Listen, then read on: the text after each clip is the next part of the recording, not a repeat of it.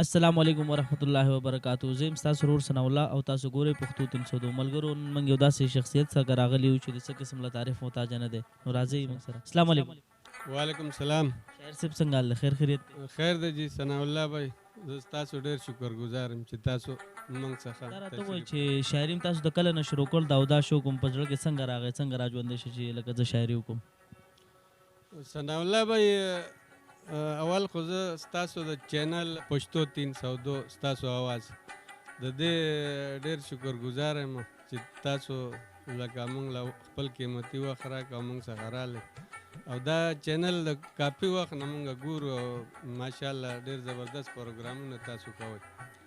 نو شاعرۍ باره کې خو لکه زه دا ده چې د بچپن نه په پرایمري جماعت کې وم چې ما شاعري شروع کړې ده. غالباً څلورم جماعت کې ما 1981 نه ما د پښتو د شاعرۍ آغاز کړی. شاعر صاحب دا راته ووایه چې تاسو د پښتو د شاعرۍ آغاز کړی، د ټولو نه پیله شعر تاسو کوم لیکلی او کوم شعر موږ ملګري مینوال ته یې لږ ډالۍ کوي؟ نو ما خو لکه ډېر شعرونه جوړ کړي دي، خو ای ناصحه د لنډو دفتر د پرېږده راشه کښېنه په جومات کې شاه اخونه. ډېر ښه شعر دا ستا پیله شعر جی. ښه شاعر صاحب، د پښتو خو ډېره خوږه ژبه ده او ډېره درنه ژبه ده. دې کې خو ډېر غټ غټ شاعران تېر شوي دي. رحمان بابا شو، غني خان بابا شو، عباسین یوسفزي شو، داسې ډېر شاعران دي. دې کې ستاسو پسندیده شاعر کم یو دی؟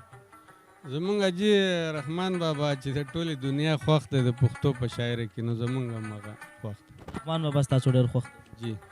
رحمان بابا لکه صوفیانه کلام لیکلی دی او لکه مطلب دا چې ټول هغه فالو کوي او نن سبا د هغه لکه شاعران چې څومره دي نو سمجھو د هغه په د هغه چلیږي لکه په نقش قدم باندې.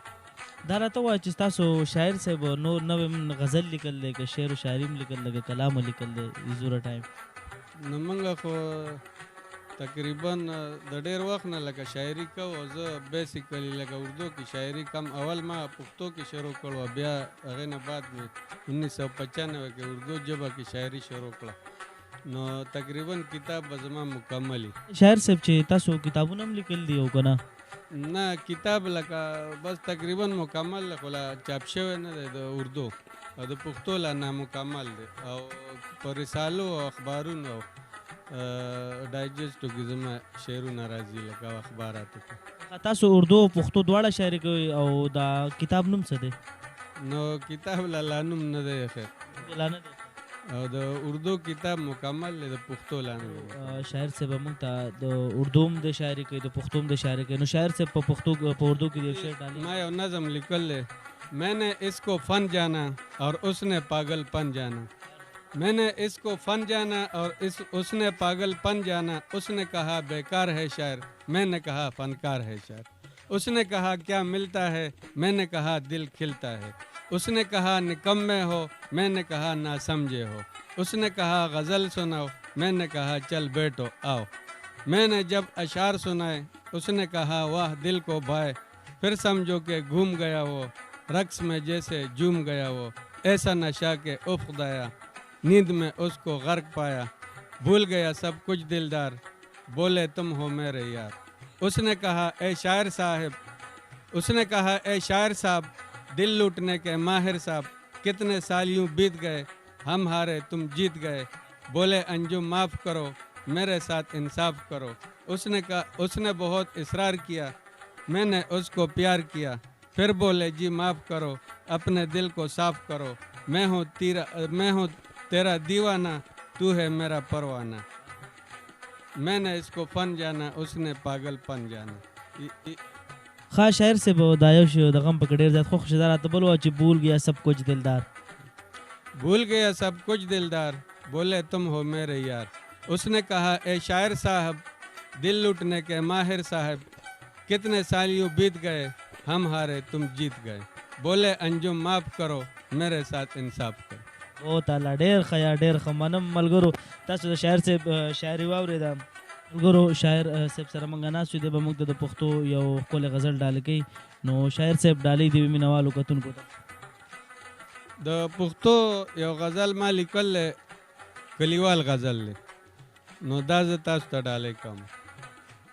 ګډې بېزې به سره ام ښکلې ځوانانو سره کډې به وتړم اعظم به د کوچوانو سره ګډې بېزې به سره ام ښکلې ځوانانو سره کډې به وتړم اعظم به د کوچوانو سره ښایسته اسونه به وې ښکلې خچرې به وې ښایسته اسونه به وې ښکلې خچرې به وې شپې بې خطرې به وې خوږې خبرې به وې ګرځم را ګرځم به هر وخت خپلو یارانو سره کډې به وتړم اعظم به د کوچوانو سره ګډې بېزې به سره م ښکلې ځوانانو سره کډې به وتړم اعظم به د کوچوانو سره زندګي دا د اصل که یې په خوند پوه شوې زما نازک اشنا که په دې ژوند پوه شوې لوبې کوم به ورځ شپه د ماشومانو سره کډې به وتړم اعظم به د کوچوانو سره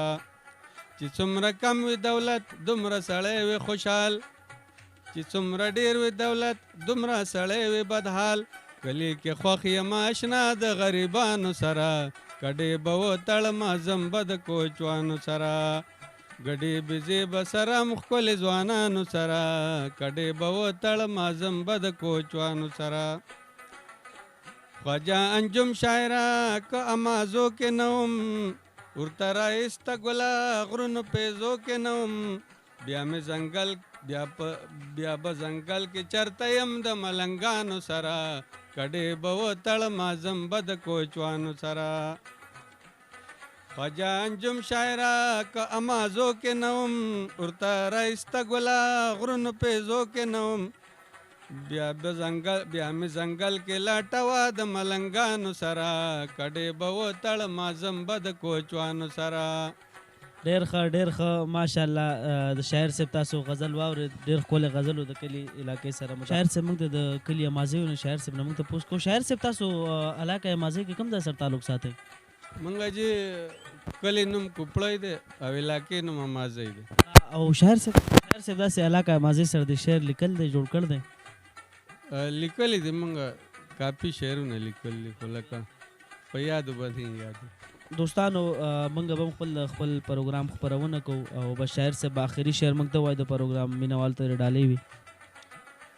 ډېره مهرباني ثناء الله بھائی یو مختصر غزل دی کډه مې یخې وه په لار کې ومه ستا د راتلو په انتظار کې ومه ښه شوه چې ته راغلې خوشحاله شومه بغیر له تا نه زه په نار کې ومه ستا لیدل ژوند نه لیدل غټ عذاب دی د دې نه مخکې زه په دار کې ومه نو ورځه شپه تل زه بېقراره ومه بس وځېدمه په انګار کې ومه انجمه کلی مې هر وخت یادېده ډېر لړزېدمه چې په ښار کې ومه د شاعر صاحب تاسو آخري غزل واورېد شاعر صاحب دا راته ووایه چې زموږ کتونکو ته څه پیغام ورکول غواړئ نوجوان کل ته ثناء الله بھائی زما ټولو پښتنو ته او نوجوان نسل ته دا پیغام دی چې پښتو له زور ورکوي پښتو لیکئ پښتو زده کوئ او پښتو وایئ او په پښتو کې لیک کوئ او پښتو ادب طرف ته توجه ورکوئ چې دا